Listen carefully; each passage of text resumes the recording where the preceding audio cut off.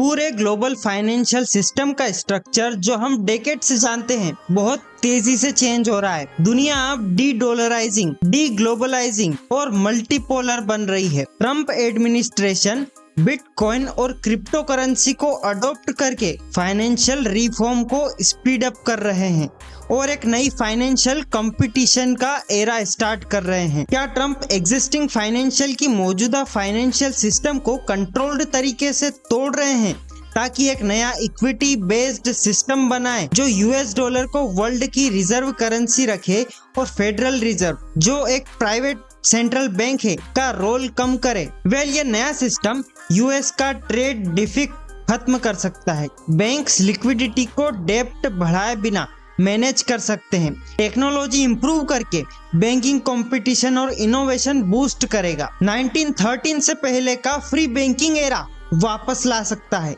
एक digital financial era आ रहा है और हमें इस बदलाव को समझना जरूरी है ताकि हम इसका फायदा उठा सकें। तो क्या है ट्रम्प का सीक्रेट प्लान और फेडरल रिजर्व का असली game? Federal reserve US government का पार्ट नहीं है।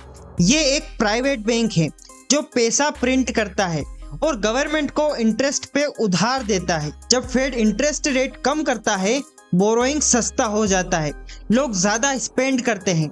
जब रेट्स बढ़ते हैं, लोग सेविंग पे फोकस करते हैं। यूएस गवर्नमेंट अपने खर्चे पूरे करने के लिए ट्रेजरी बॉन्ड्स बेचती है जिनको फेड और दुनिया भर के इन्वेस्टर खरीदते हैं।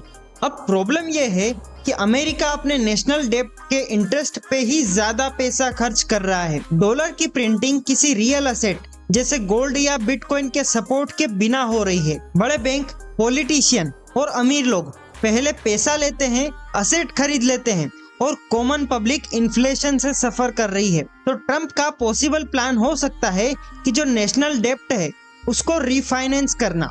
जब इंटरेस्ट रेट गिरेंगे, अमेरिका अपने डेब्ट को सस्ते रेट पे रीफाइनेंस करेगा, डिजिटल डॉलर और स्टेबल कॉइन इंट्रोड्यूस करेगा। यूएस बैंक्स को अपना खुद का स्टेबल कॉइन लॉन्च करने की परमिशन देना ताकि यूएस डॉलर का डोमिनेंस बना रहे। Equity based system. ट्रम्प चाहते हैं कि यूएस डॉलर का गोल्ड, बिटकॉइन और दूसरे एसेट से बैक किया जाए ताकि ये स्टेबल रहे और फेड की मैनिपुलेशन कम हो। क्या हम एक नए फ्री बैंकिंग एरा में जा रहे हैं? अगर यूएस बैंक अपने स्टेबल कॉइन इशू करेंगे तो हमें बेटर बैंकिंग सर्विस, ज्यादा कंपटीशन और कम फीस मिल सकती है। इससे यूएस डॉलर डिजिटल एज में भी टॉप करेंसी बना रहेगा। अब आपको क्या करना चाहिए? अपनी वेल्थ को क्रिप्टो और हार्ड एसेट में डाइवर्सिफाई करो। बिटकॉइन और गोल्ड पे फोकस करो क्योंकि फेड की पॉलिसी से डॉलर की वैल्यू गिर सकती है।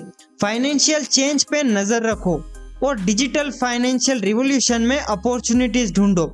ये चेंज हिस्ट्री में यूनिक अपॉर्चुनिटी हो सकता है।